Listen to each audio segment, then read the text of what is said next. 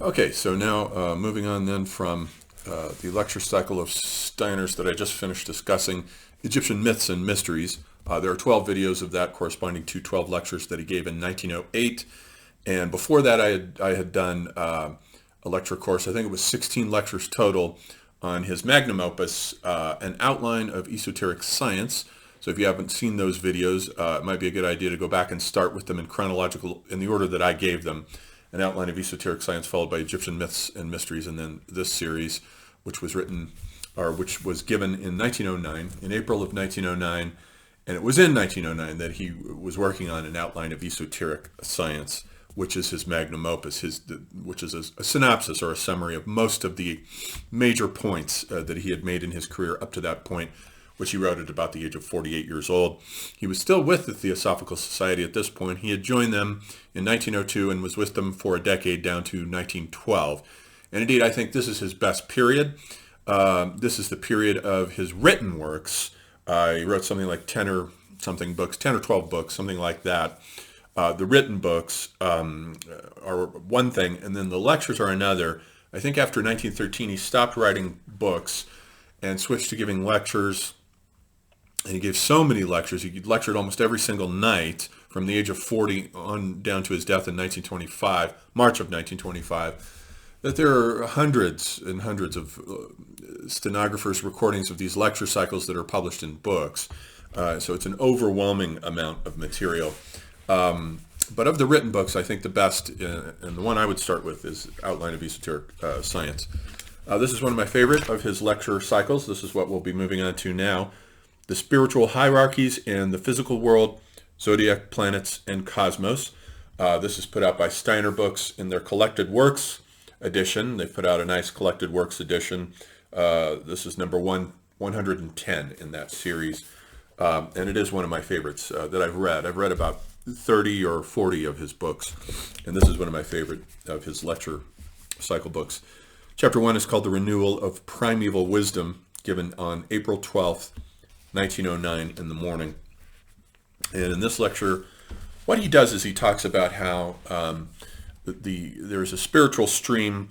He had been talking about Buddhism in a previous lecture, I think the lecture series Universe, Earth, and Man, which was given from January to April, just ahead of this, in which he was talking about Buddhism and how the Buddha had taught that all life was sorrowful, and that the message of the Buddha was not something that was to be abrogated by Christ's message, but that they are totally compatible, but that there is an evolution, that the Christ event is something unique in spiritual evolution and in religious evolution, so that there is an evolutionary model here. And he says that what he is doing in this lecture cycle is picking up the Rosicrucian stream within which these esoteric ideas, which are there in the Gospels just as well as they are in the Vedas and in the Buddha's teachings and in the Gathas of Zoroaster, all of these ideas are also in the Gospels, if you know how to read them, and they are retained in the Western, what is known as the Hermetic tradition, which is outlined by Frances Yates in her book Giordano Bruno in the Hermetic tradition, and in the Rosicrucian tradition, and I'm just passing these ideas along to you. And he says, so he starts and he says, one of the main fallacies, one of the main fictions that has happened now in the West is that our modern astronomers, when they look out at the nighttime sky with their telescopes, what they are seeing, what they're reporting that they are seeing, are just physical bodies made out of physical matter. When they talk about Saturn and Jupiter and Mars and so forth, they're just talking about physical bodies, and they think that that's all that there is to these planets. Whereas what has happened is that there has been a gradual loss of consciousness, a gradual diminution of consciousness since the Atlantean times, which goes back thousands and thousands of years in his model, tracing back through every 2,000 years.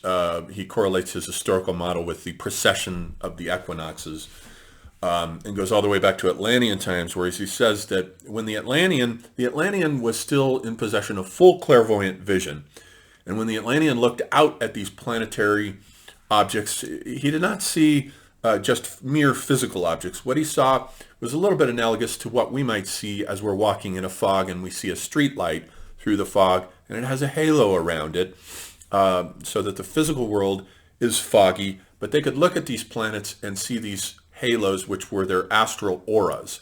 They have auras around them within which spiritual beings actually reside and exist. So that they had very dim physical vision of the objective world, but they had clairvoyant vision, which still connected them to the spiritual world. And they could still see these planetary objects as clusters of spiritual beings, which is what Steiner says they actually are. And he says that what is being promulgated nowadays as astronomy is actually a mythology. And he says that spiritual science welcomes all mythological systems. They all have something interesting to teach us. And even this astronomical system that we're being told is objective truth is true as far as it goes, but it only goes so far. And it's a mythological system, just as much as these other systems are mythological systems. He says that there will come a time one day when men will look back at this Copernican system and say, oh, there was the Copernican mythology, which men actually believed. Can you believe that? That they actually thought that the planets were only physical objects in physical space and didn't have any associations with spiritual beings? And so what he does then is he says, in the West, there has been a split between two different versions of these planetary beings. On the one hand, we've inherited in our esoteric traditions the so-called Ptolemaic cosmology, in which the idea was that, and this is inherited by Dante, it passes through Macrobius and his commentary on the dream of Scipio and passes to Dante, is that each of the planets are sort of contained within larger celestial spheres that are like these huge globes that are made up out of an element, a fifth element, a quintessence, which is known as ether. There are the four elements, which make up the physical earth and everything on it: earth, air, fire, and water. Fire has the property that it goes straight up because it wants to get back to its heavenly origins, whereas air goes straight up and spreads, whereas water goes down and spreads, and earth just goes straight down. So these are the directions of the four elements of which everything on the world is corruptible, is made up out of.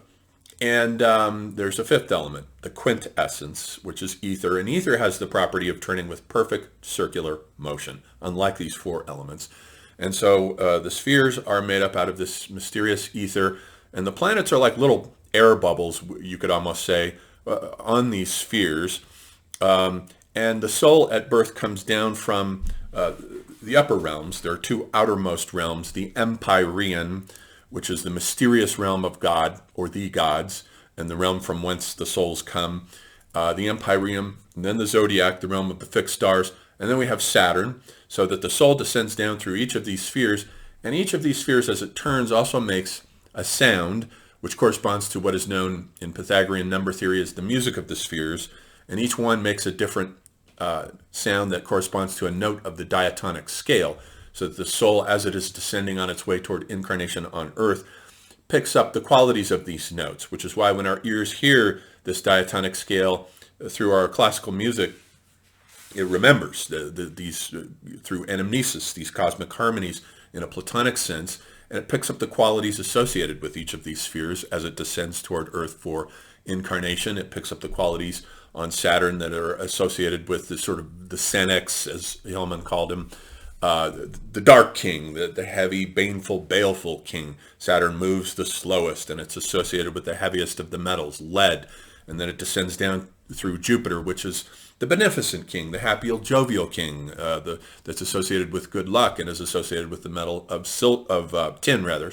And then it descends down through Mars. Mars, the soul picks up its aggressive, warlike qualities and its courage, and corresponds to the metal of iron. Then it descends down to the sphere of the sun, which is in the middle of these spheres, which of course corresponds to the metal of gold and corresponds to the gold of the personality.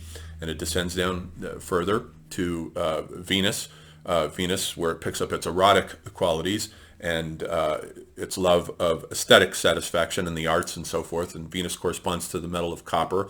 It glows in the nighttime sky with a kind of a coppery sheen. Then it descends down to the sphere of Mercury, where it picks up its intelligence, its intellectual faculties, and Mercury corresponds with the metal of Quicksilver.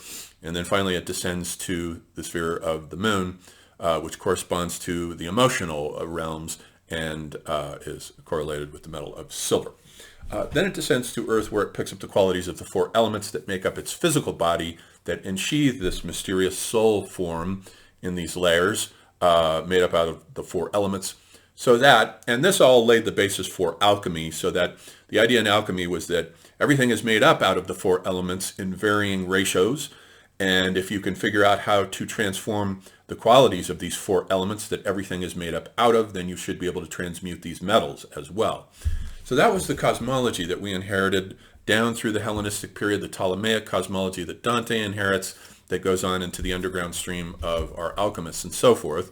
On the one hand, the Hermetic cosmology, and then on the other, Steiner is talking about how Dionysius the Areopagite, on the other hand, was a Christian who wrote a book called The Celestial Hierarchies, which was written down in the Dark Ages, for the West anyway. These were Dark Ages, not for Byzantium or eventually Islam. And so he wrote the Celestial Hierarchies, whereby he doesn't mention these planets, but he mentions these angelic hierarchies that, as a matter of fact, Steiner says, were another statement in an angelology, in angelic form, of the spiritual beings that correspond to these planetary bodies, which Steiner now is going to restore, and he's going to give to these angelic beings his own names. So he gives his own vocabulary. So we have Dionysius's hierarchies of the cherubim and the seraphim and the thrones as the uppermost, and then we have dominions, mights, and powers, and then archi, archangels, and angels. So we have the nine levels, 3 groups of 3, 9 levels in the hierarchy. And these are, by the way, Steiner's gods. There is no God figure in Rudolf Steiner. He's a polytheist, basically, whose divine beings are these higher beings that exist above man and correspond to these planets. The seraphim correspond to the Empyrean, the ultimate realm, whereas the cherubim corresponds to the Zodiac of the fixed stars. And then the thrones correspond to Saturn, the dominions to Jupiter, the mights to Mars, the powers to the sun, the archi to Venus, the archangels to Mercury, and then the angels, who are at the lowest of the hierarchy, correspond to the moon. But he gives them his own names, and he calls the seraphim the spirits of love, and the cherubim the spirits of harmony, and the thrones are the spirits of will. Then the dominions are the spirits of wisdom, the mights are the spirits of motion, the powers are the spirits of form, and then finally we have, with the lower hierarchy, the archi are the spirits of personality, the archangels are the spirits of fire, and the angels are known variously as the spirits of twilight, or the sons of fire, or the sons of life rather. And these all correspond to the planets. And so when we are looking up, according to Rudolf Steiner, at these planetary objects in our solar system, we're also looking up at the domains and the abodes of these spiritual beings that correspond to, and names don't matter, and Steiner points this out in this lecture. You can call them what you want. The names don't matter, but these are the names that we're using as the conventions in the Western system, whose esoteric stream he's trying to keep going here and revive and transform into anthroposophy. Although he's still with the Theosophists yet, and he hasn't, it's not until his break in 1912 with the Theosophists that he coins the term anthroposophy for his version of all of this that's totally distinct and separate from the Theosophists, with whom he broke over the issue of them proclaiming Judeo-Christianity as the reincarnation of Christ. Christ, as it will turn out for him, is really in many ways the ultimate God being in his system, but it's not Yahweh. It's not the incarnation of Yahweh. Yahweh is a totally separate God from him, and so Steiner would be regarded as heretical in the traditions of the Catholic Church and so forth. For him, the Christ being is a being that has come out of the sun, out of the realm of the sun beings, and has come down to the earth during the Greco-Latin epoch to change the actual vibratory structure of the earth and transubstantiate it to make possible new spiritual currents that were not then available, since as humanity has evolved through the post-Atlantean epochs, and there are 7 of them, at least in this first cycle, the first post-Atlantean epoch being the Indian, or Old India, as he puts it, that kicks in between 7,000 and 5,000 BC, and then the Old Persian, which kicks in between 5,000 BC and 3,000, and then the Egypto-Chaldean Babylonian epoch that he sees coming in around 3,000 BC or so, thereabouts, which is the only firm date that we have so far here. But he's interested in having these post-Atlantean epochs correlate to the precessions of the equinoxes and the different astrological signs that come in.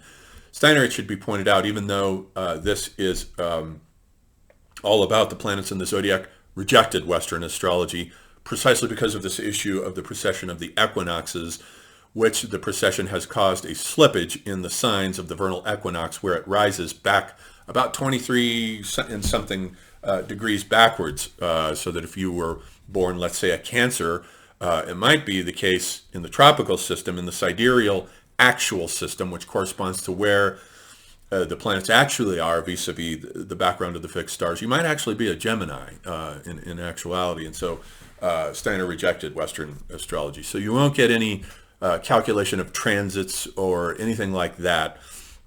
Saturn square moon or any of that stuff is not going to be found in Steiner, unfortunately, because that's the firm aspect of astrology that works, it's absolutely physically verifiable. The transits that are made by the planets, even if you don't have reference to the zodiac, because of the controversy over the precession, the transits that are made by the planets and the angles that they form to each other is absolutely concrete. And that's the core, for me anyway, in my studies of astrology, which I've studied for over 2 decades now, works and is real and actual. Astrology never lies, I've learned over time here. And so that's the system that we're going to get into here in Steiner's spiritual hierarchies. And to finish, the fourth of those post-Atlantean epochs was the Greco-Latin, of course, down into which the Christ event came, the Golgotha event, and ours is the fifth of these, whereby now we are the furthest removed from clairvoyant abilities and the one civilization that has attained complete mastery over the physical plane, to the point that the spirit has actually become enslaved to the physical plane, as he remarked last time in the last of the Egyptian myths and mysteries lecture. But now that we have available to us what the ancients did not have in their initiation mysteries was the Christ event. We have new spiritual resources that are available to us that can help us climb back up out of the pit of this idea that matter is the only thing that's real, and the silly mythology that we've inherited, that our astronomers insist upon, that the planets are just balls of matter and that there's nothing more to them than that. There isn't to sense perceptible vision, but to spiritual vision, soul spiritual vision, which is clairvoyant and can see into the astral and etheric realms. There's all kinds of stuff going on there. Just because it's not visible to your 5 senses doesn't make it not real. There are other dimensions and other realms that are tuned to higher frequencies, that vibrate at higher frequencies, that are simply beyond the bounds of the attunements that our senses, our 5 senses, are attuned only for low frequency vibrational matter. So that's the only thing we perceive with those 5 senses. Doesn't mean that it's the only thing that's real. It's just that the earthly plane with the 5 senses in the sense perceptible realm is the lowest plane in existence. It's all the way at the bottom, as Dante well knew when he put his Inferno in the core of the earth and the earth at the bottom of the celestial hierarchies, as it is also for Plotinus in his Enneads. The earth is the asshole of the universe. It pretty much is just exactly that. But there are higher dimensions that are tuned to higher frequencies, plane within plane of existence that goes on up. Who knows how far and how high it goes. So this is what we'll be talking about in this new lecture cycle that we'll be going over Steiner's spiritual hierarchies. So that's up next.